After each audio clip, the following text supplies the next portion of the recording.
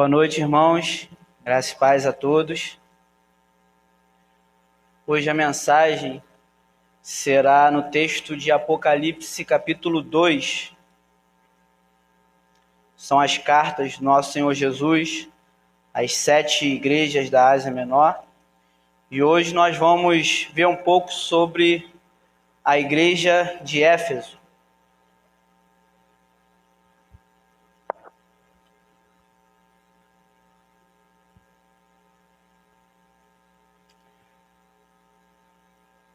Apocalipse, capítulo 2, versículos de 1 a 7.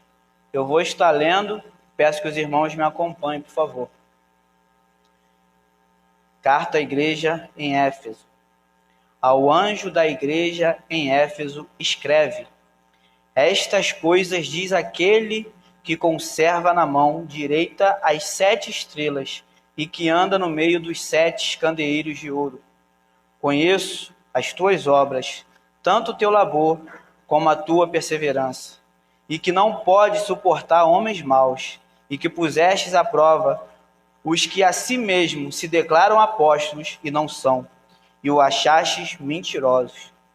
E tens perseverança, e suportaste provas por causa do meu nome, e não te deixastes esmorecer.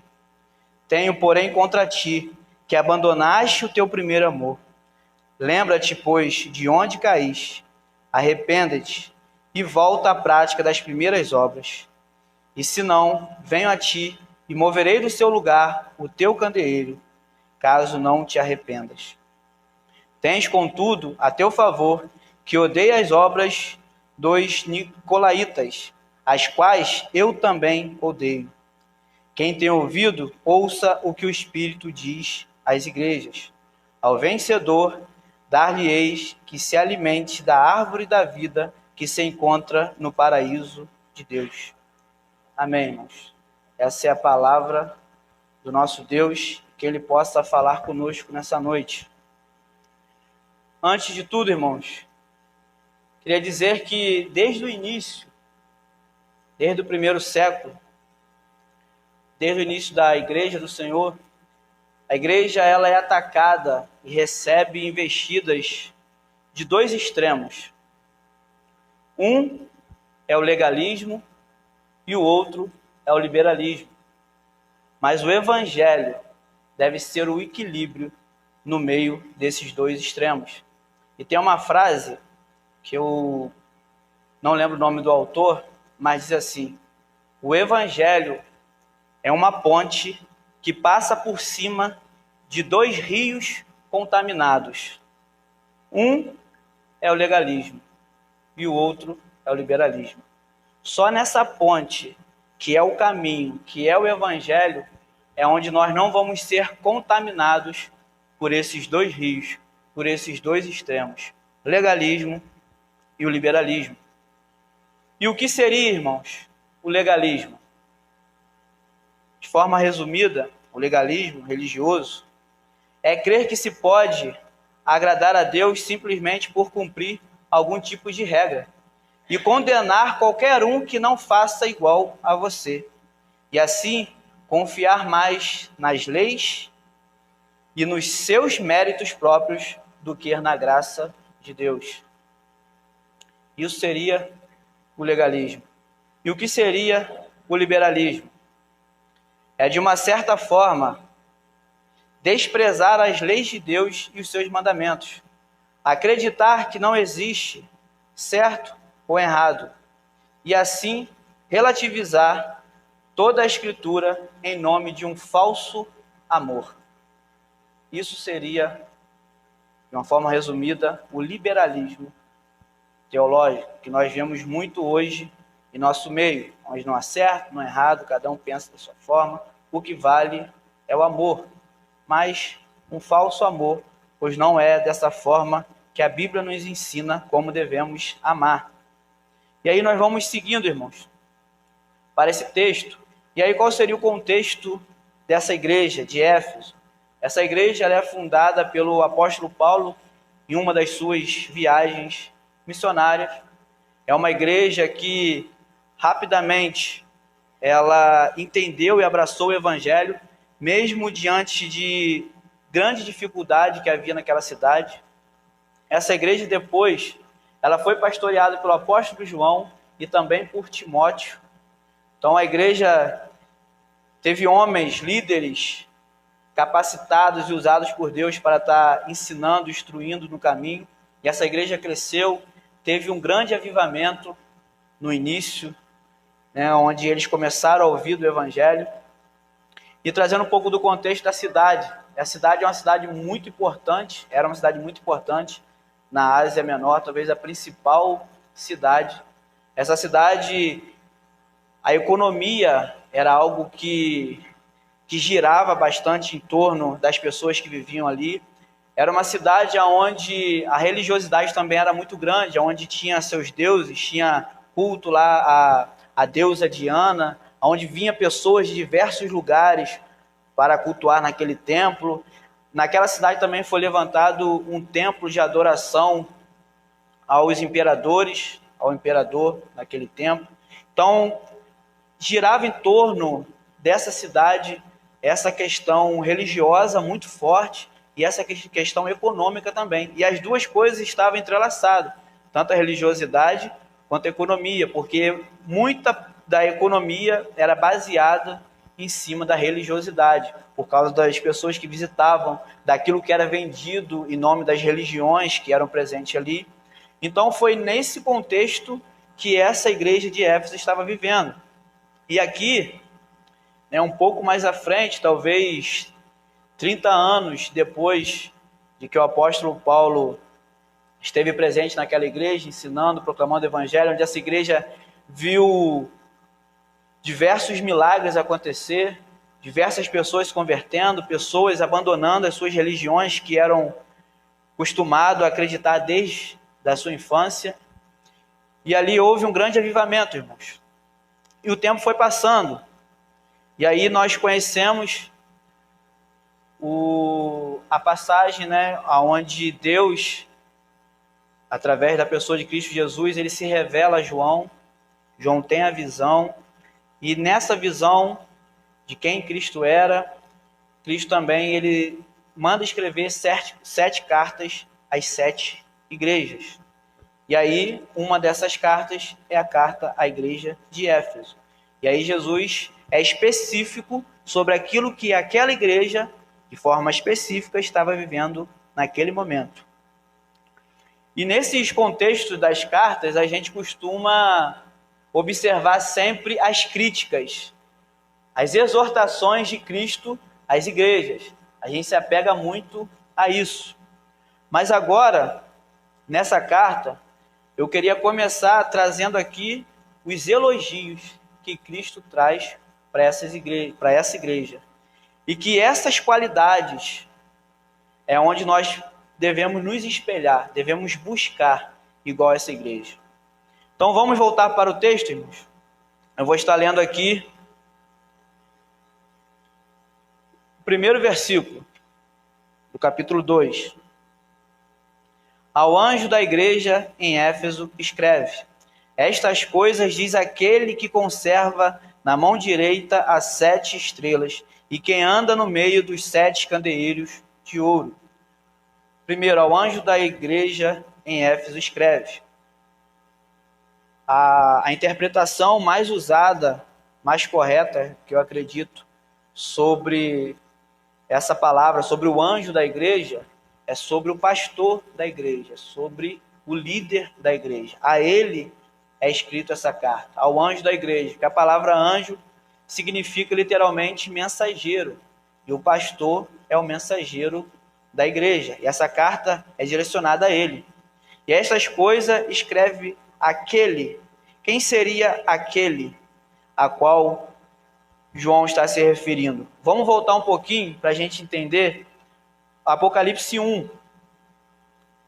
Só você voltar um pouquinho aí onde você está. Apocalipse 1, versículos de 11 a 16. Eu vou estar lendo. E os irmãos mais uma vez me acompanhem, por favor. Dizendo: o que vês, escreve em livro e manda às 7 igrejas: Éfeso, Esmirna, Pérgamo, Tiatira, Sardes, Filadélfia e Laodiceia. Voltei-me para ver quem falava comigo. E voltando, vi 7 candeeiros de ouro, e no meio dos candeeiros, um semelhante ao Filho do Homem, com vestes talares e cingido à altura do peito com uma cinta de ouro. A sua cabeça e cabelos eram brancos como a alva lã, como neve, os olhos como chamas de fogo, os pés semelhantes ao bronze polido, como que refinado numa fornalha, a voz como voz de muitas águas. Tinha na mão direita 7 estrelas, e da boca saía-lhes uma afiada espada de 2 gumes. O seu rosto brilhava como o sol na sua força. Então, irmãos, a igreja já tinha o entendimento dessa revelação de quem Cristo era, de como ele se mostrou ressurreto a João. E aqui diz: estas coisas diz aquele, a qual nós lemos agora no capítulo 1, que conserva na mão direita as 7 estrelas e que anda no meio dos 7 candeeiros de ouro. Ele conserva, irmãos, na sua mão direita as 7 estrelas. E quem seriam essas 7 estrelas? São os 7 anjos, os 7 pastores, os 7 líderes daquela igreja. E essa carta é uma igreja específica. E nós cremos que nós somos igreja do Senhor neste lugar. E o Senhor, ele sustenta na sua mão direita, na sua destra. Quando a Bíblia fala em destra e mão direita, está trazendo a importância sobre aquilo. E sobre o pastor da nossa igreja, o anjo que Deus colocou sobre nós, ele está nas mãos de Cristo. É ele que sustenta o pastor da nossa igreja. Se nós cremos, irmãos, que Deus colocou o pastor sobre nossas vidas, se nós cremos que é da vontade de Deus, nós devemos crer que ele está na mão do Senhor, e é o Senhor que o sustenta, é o Senhor que o guarda, é o Senhor que o direciona para poder estar trazendo a mensagem como mensageiro para a sua igreja. E aqui ele já começa dizendo que a autoridade sobre o líder é dele, é de Cristo. E ele continua: e que anda no meio dos 7 candeeiros de ouro. E os 7 candeeiros simbolizam as igrejas.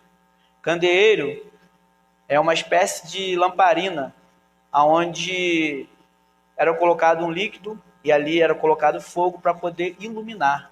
E aí Cristo está chamando a igreja de candeeiro, aquela que deve iluminar, ser luz. E aí a gente pode ter uma alusão ao que nós vimos lá em Mateus, que nós somos a luz do mundo, que diz que não pode colocar um candeeiro debaixo, de uma mesa para ser escondido, mas o candeeiro tem que ficar à mostra, tem que iluminar. E a igreja é esse candeeiro a qual Cristo se refere.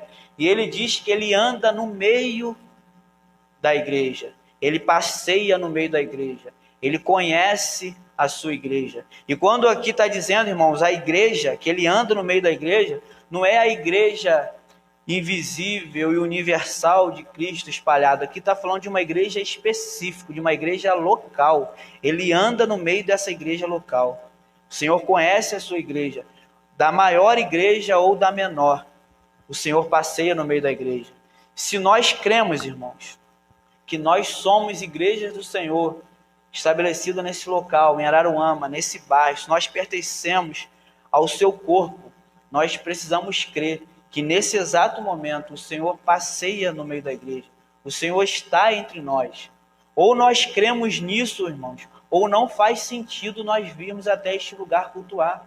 Se nós não cremos nisso, irmãos, estar aqui é literalmente uma perda de tempo. Se nós não cremos que o Senhor está presente nesse lugar, que o Senhor recebe o nosso culto, que o Senhor está sondando nossos corações, nossos pensamentos, não vale a pena, irmãos, estar aqui. Se nós estamos aqui é porque nós cremos de fato que o Senhor está no meio da sua igreja e Ele conhece a sua igreja melhor do que nós mesmos pensamos que conhecemos. E ele já começa dizendo, irmãos, o pastor está na minha mão, e eu passeio no meio de vocês. Eu estou no meio de vocês. Eu conheço cada detalhe da igreja. E aí entra alguns adjetivos, algumas qualidades, alguns elogios que ele faz a esta igreja e que nós devemos nos basear nisso. Primeiro, ele diz que essa igreja é uma igreja que trabalhava. É uma igreja que trabalhava na obra do Senhor. Ele começa: conheço as tuas obras, tanto o teu labor como a tua perseverança. Eu conheço o teu labor, a tua labuta, a sua luta, o seu trabalho. Ele reconhece que essa igreja é uma igreja que trabalhava na obra. Era uma igreja que estava firme, uma igreja que tinha frequência, uma igreja que tinha constância, uma igreja que tinha perseverança na obra, uma igreja que não deixava se esmorecer pelos desafios, pelas dificuldades, mas era uma igreja que buscava trabalhar pelo Senhor. E é isso que nós devemos buscar, irmãos, trabalhar na obra do Senhor. E isso é uma qualidade. O próprio Senhor Jesus reconhece isso como uma qualidade. E quando ele anda no meio da igreja, quando ele anda em nosso meio, ele sabe se nós realmente estamos trabalhando na sua obra ou se nós não estamos, irmãos. E quando nós trabalhamos, não é para os presbíteros, não é para o pastor, não é para o irmão ver, é para o próprio Senhor que anda no meio da igreja e conhece as nossas obras.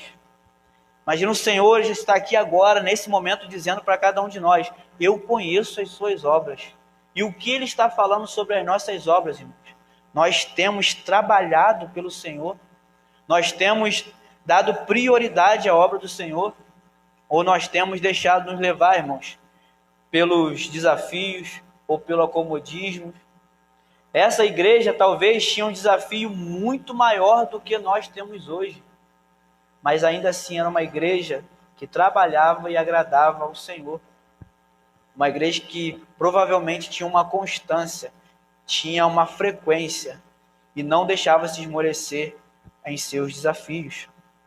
Segunda qualidade, irmãos, uma igreja firme na doutrina e que sabia julgar os falsos líderes.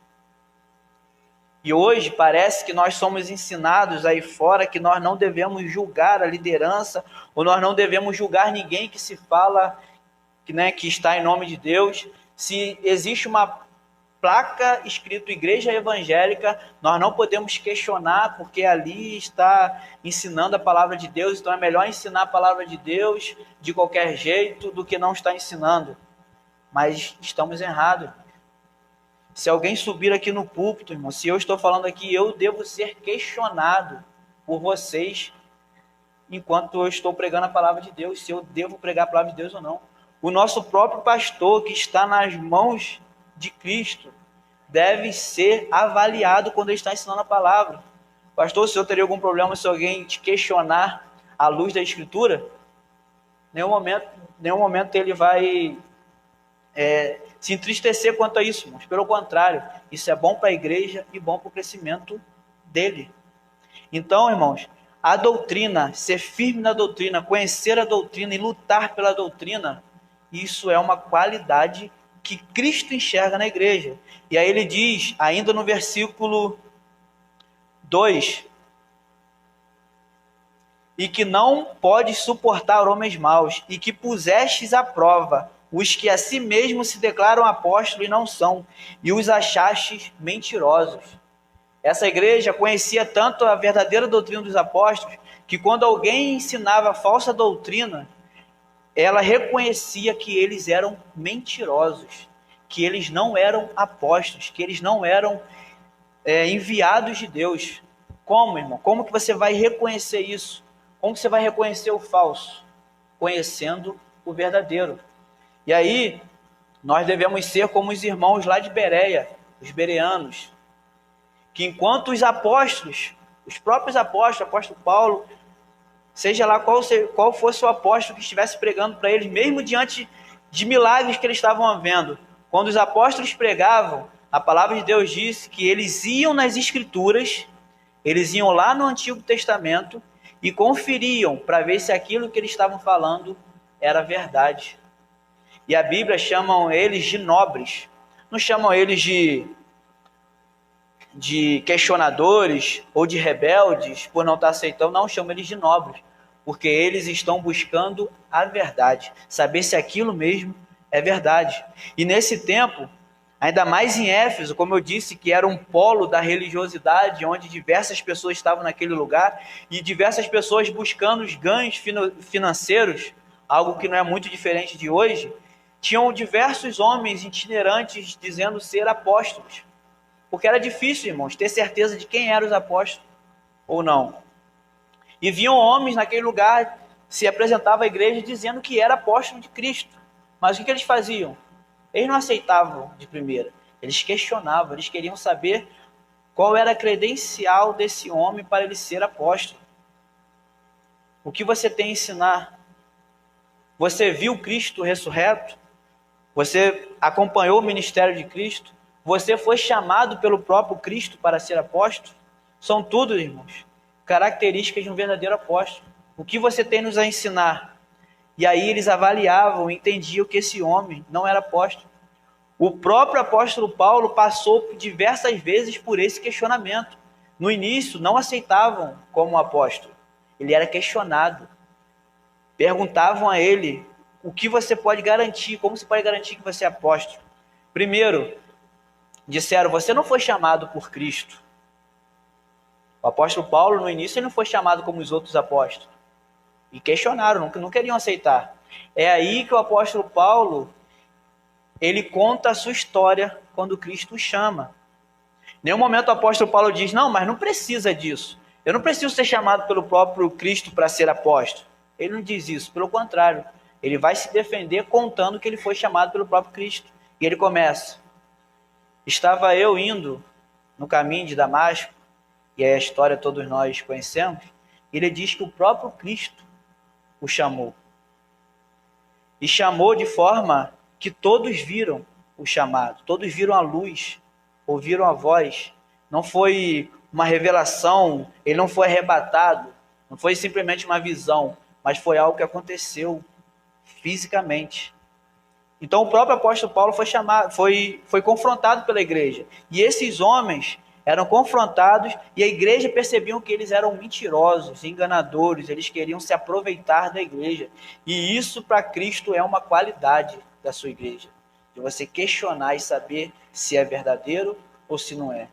E hoje, irmãos, o que mais tem é homens, talvez não itinerantes e viajantes como naquele primeiro século, mas é só você entrar nas redes sociais, na internet, que o que mais vai ter são mensageiros em nome de Deus, querendo atrair de vocês curtidas, comentários, visualizações, prometendo aquilo que Deus não prometeu, ensinando aquilo que Deus não ensinou, querendo oferecer aquilo que é agradável ao homem, mas que muitas vezes não é da vontade de Deus. E muitas das vezes, por não conhecer a verdade, a igreja cai nesse encanto. E aí dá ouvido a essas fábulas, ao invés de dar ouvido à palavra de Deus. Então, irmãos, não devemos cair nesse engano que nós não devemos julgar ou questionar. Devemos sim, porque é isso que garante a pureza da doutrina de Deus. E essa é uma qualidade que o próprio Cristo reconhece.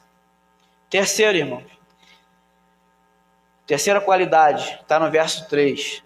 Tem suportado rejeição e perseguição em nome do Senhor. Que diz assim, e tens perseverança e suportaste prova por causa do meu nome, e não te deixastes esmorecer. Ali, irmãos, naquela cidade, eles eram sufocados por todas essas religiões. E quem não participava desses cultos eram pessoas rejeitadas. Eram pessoas que muitas vezes tinham problemas econômicos, porque, como eu disse, a economia girava em torno daquelas práticas religiosas. E eles eram indiferentes àquilo. Com isso, eles eram perseguidos, rejeitados da sociedade. E eles passaram por diversos desafios, mas não deixaram não se deixaram esmorecer. Eles suportaram diversas provas em nome do Senhor. E quando nós, irmãos, estivermos passando por diversas provas, não devemos pensar que o Senhor nos abandonou e tomar um caminho diferente, mas devemos suportar, saber que ainda assim o Senhor está conosco, está passeando no meio da igreja, está observando a prova que nós estamos passando, e Ele se agrada quando nós suportamos pelo nome do Senhor.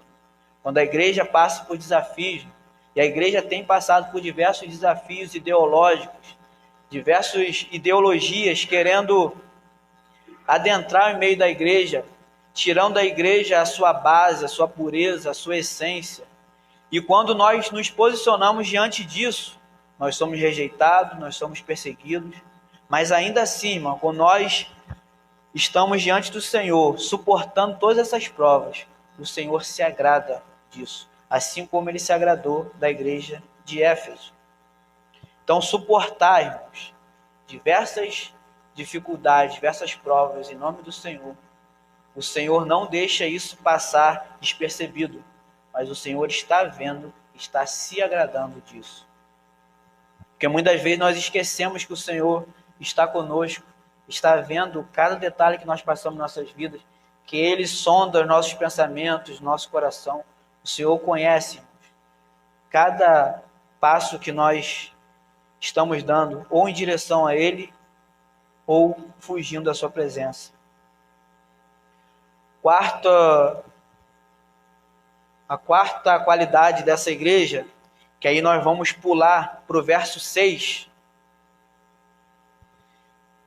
que é uma igreja que buscava a ética, a moralidade e a santidade. Por que isso, irmãos? Olha o que diz no verso 6. Tens, contudo, a teu favor que odeias as obras dos nicolaítas, as quais eu também odeio. Primeiro, irmãos, então aqui Cristo está dizendo que Ele também odeia. Às vezes a gente fala que não pode dizer que Cristo odeia alguma coisa. Cristo odeia o mal, irmãos. Cristo odeia a injustiça. Cristo odeia a perversidade. Cristo odeia tudo aquilo que vai contra a vontade de Deus. Sim, Ele odeia. E aqui está dizendo que Ele odiava as obras dos nicolaítas, a qual a igreja também odiava. E quem eram esses nicolaítas, irmãos? Era um grupo de pessoas naquele tempo que até se dizia acreditar em Cristo, mas eles ensinavam que você não tinha que se preocupar com aquilo que você fazia com o seu corpo. O que vale era somente o espiritual. Ou seja, eles podiam participar de práticas pagãs, até mesmo prostituições, diversas práticas que são contrárias à vontade de Deus, mas isso, eles ensinavam que não tinha nenhum tipo de problema. O que importa é o seu espírito, que Cristo só está preocupado com o seu espírito. O que você faz na sua carne, isso não interfere na sua vida espiritual. E nós podemos ver que a palavra de Deus não confirma isso. E esses irmãos, eles odiavam essas práticas. Eles não se deixavam levar por essas práticas. Eles não concordavam com isso. Eles não aceitavam esses ensinamentos. Eles não conviviam na mesma prática que esses homens. Eles rejeitavam esses homens e odiavam essas suas práticas, porque eles buscavam, irmãos, uma ética cristã, uma moralidade e uma santidade. Se nós deixarmos nos levar, irmãos, pelo que o mundo diz, nós vamos ser como os nicolaítas, acreditando que só o que vale é o espiritual, mas aquilo que nós fazemos aqui não interfere na nossa vida. E esses são, irmãos, as qualidades a qual nós devemos seguir como exemplo que essa igreja tem. Mas, como todos nós sabemos, nenhuma igreja é perfeita. Nem a igreja de Éfeso, com todas essas qualidades, era perfeita. E então, Jesus tinha algo contra essa igreja, que está no versículo 4. Tenho, porém, contra ti, que abandonaste o teu primeiro amor. Lembra, irmãos, que eu falei lá do início sobre o legalismo? Muitas das vezes, quando a gente não tem um amor verdadeiro, quando a gente não tem aquele primeiro amor, aquela essência do amor a Cristo, da simplicidade, quando nós perdemos toda essa essência, às vezes mesmo praticando tudo isso aqui, irmãos, tudo isso perde seu valor, porque às vezes a gente faz isso de forma mecânica, a gente faz tudo isso de forma religiosa e não faz mais por amor à obra e nem por amor ao Deus da obra. A gente faz agora por costume, a gente faz isso pela cultura, a gente faz isso porque nós fomos ensinados desde criança que devemos ser assim. Nós fomos ensinados que assim é o correto, mas perdemos a essência do amor. Tenho, porém, contra ti que perdeste o primeiro amor. E essa igreja perdeu esse primeiro amor que eles tinham lá do início, quando o apóstolo Paulo, o apóstolo João, Timóteo, estavam ensinando a eles o evangelho, aonde eles tinham o entusiasmo de servir ao Senhor por aquilo que o Senhor é, de ouvir e querer conhecer mais a palavra de Deus, onde o seu coração queimava e ardia somente em ouvir o nome de Jesus. E aí, irmão, muitas vezes nós perdemos isso na nossa caminhada. Perdemos esse primeiro amor, essa essência inicial. E aí começamos a praticar tudo isso, mas de forma meramente religiosa, mecânica, sem coração. E isso, irmãos, não agrada ao Senhor. E aí ele diz: lembra-te, pois, de onde caíste, arrependa-te e volta às práticas das primeiras obras. Para a gente refletir, irmãos, aonde nós caímos quando nós talvez perdemos esse primeiro amor? Nós como igreja, ou você de forma individual, como parte da igreja e do corpo de Cristo, aonde você caiu para perder esse primeiro amor? Lembra-te, volta, lembra de como você era no início e pensa no que te fez cair. Será que foi a rotina? Será que a rotina fez você perder o brilho da simplicidade, da essência do evangelho? Será que foi o comodismo de você não querer mais buscar ao Senhor em leitura da Bíblia, em oração? Será que você parou de orar e de buscar o Senhor na sua palavra, de meditar na sua palavra como você buscava no início? Será que você perdeu aquele brilho de descobrir algo novo, alguma revelação nas Escrituras? Aquilo que você lê e você entende de uma forma que só você e Deus estavam ali, que você não ouviu de ninguém, você não ouviu nenhuma pregação, você não ouviu nenhum estudo, você não ligou, não ouviu isso no YouTube, mas você leu, entendeu, aquela luz acendeu na sua mente, aonde traz no nosso coração aquela alegria de ter entendido uma mensagem do Senhor para os nossos corações. Será que a gente perdeu essa essência de querer buscar algo do Senhor na sua palavra? Será que nós não acreditamos mais que o Senhor escuta as nossas orações?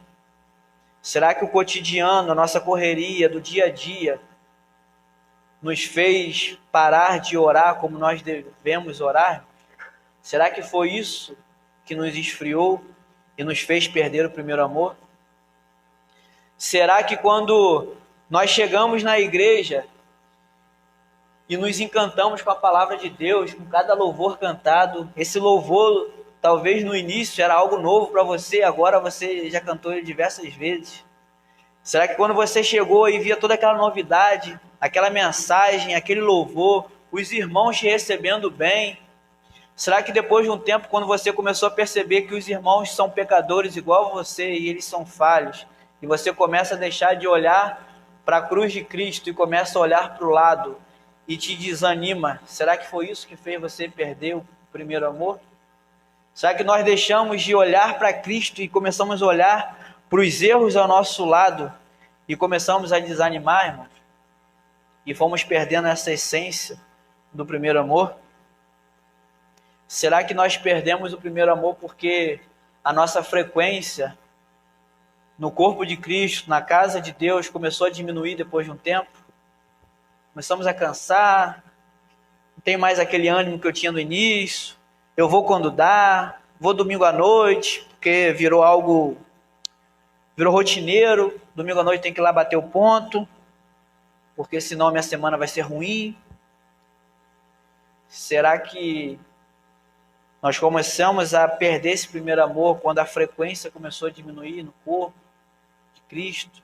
A comunhão com os irmãos, foi isso que fez, irmãos? Eu estou citando aqui, irmãos, diversas situações que pode ter feito a igreja ou nós como indivíduo perder esse primeiro amor.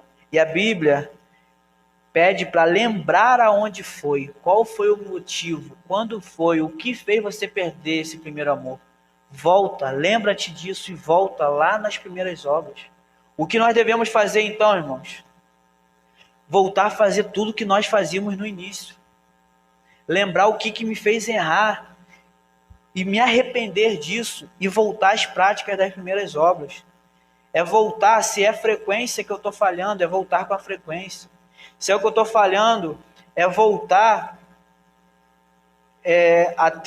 a ouvir da essência e buscar a essência do Evangelho, aquela pureza e a simplicidade. Então eu preciso voltar para isso de novo. Por isso que eu acho interessante, o pastor está trazendo todo domingo de manhã, para a gente recapitular catecúmenos. Relembrar, irmãos, as bases do Evangelho, aquilo que encanta o nosso coração, aquilo que faz nossos olhos brilharem pela glória de Deus. Será que foi porque você olhou para o irmão e desanimou? Se foi isso, ore pelo irmão, esquece isso e volte a focar em Cristo. Se foi, irmão, porque você parou de buscar na palavra e parou de orar, volte a ter tempo em oração, meditação na palavra. Você não precisa ler a Bíblia toda no ano, não, irmão. Isso aí às vezes é difícil mesmo. Às vezes a gente quer o extraordinário e esquece do ordinário, daquilo que é simples, daquilo que é básico. Medite, volte a se meditar em poucos versículos da Bíblia. Volte a orar. Tudo isso que eu estou falando, irmãos, está vindo como está indo e voltando como um impacto sobre a minha vida também, que tudo isso que eu estou falando, eu estou relembrando de tudo. E isso que nós precisamos, voltar às práticas do primeiro amor.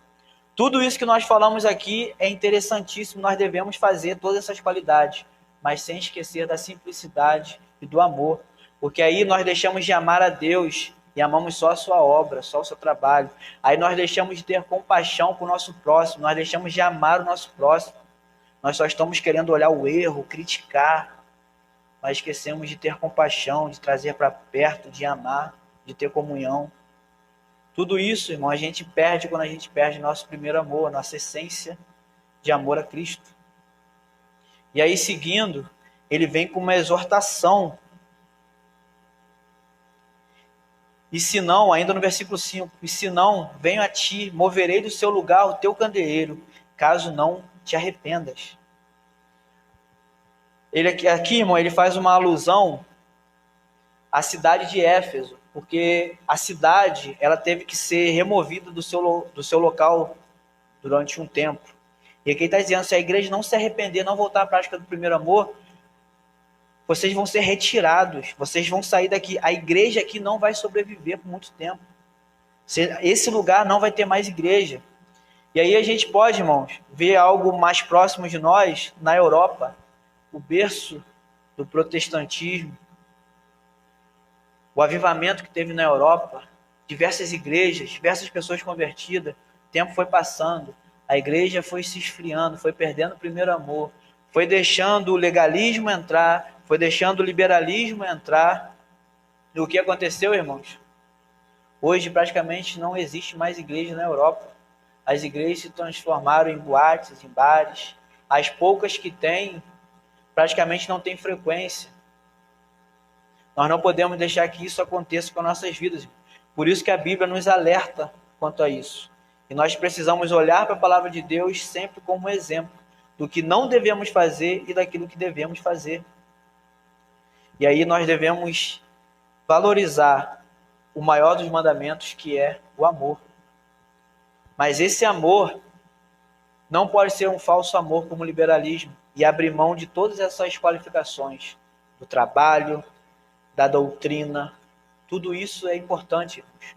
Não devemos fazer uma coisa e abandonar a outra. E para encerrar esse texto aqui, o Senhor, como sempre, misericordioso, ele nos vem com uma promessa. No versículo 7.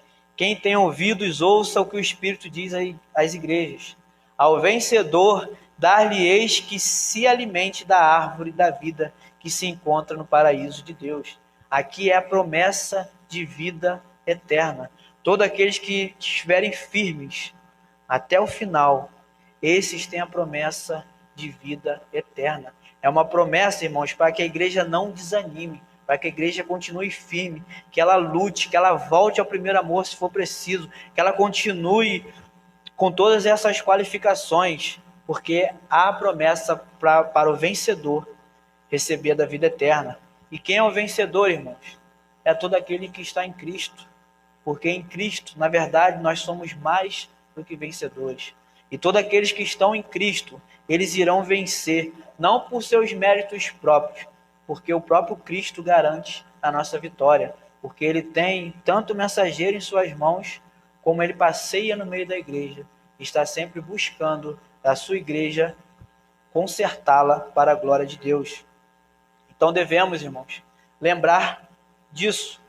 E aí eu queria concluir abrindo lá no livro de Mateus, versículo 23, versículo 23. Mateus 23, 23.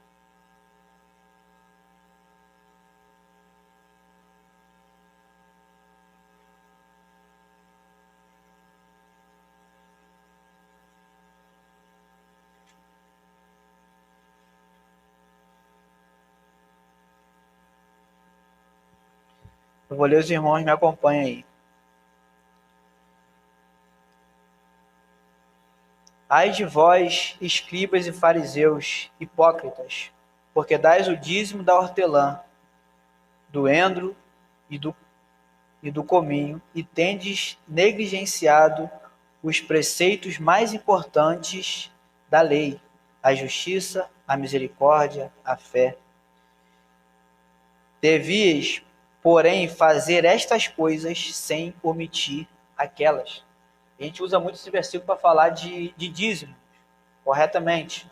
Mas aqui a gente pode usar esse versículo para falar do cumprimento da lei, para nós não sermos como os fariseus, de buscar cumprir a lei, buscar cumprir as regras, sem esquecer do mais importante, que é o amor, a misericórdia, a fé.